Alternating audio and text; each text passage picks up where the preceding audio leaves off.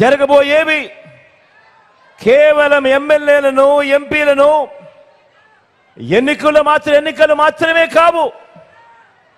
ఈ ఎన్నికల్లో మన ఓటు వచ్చే మన 5 సంవత్సరాల భవిష్యత్, మీ పిల్లల బడులు, వారి చదువులు, అక్క చెల్లెమ్మల సాధికారత, అవ్వ తాతల సంక్షేమం, రైతన్నులకు అందుతా ఉన్న భరోసా,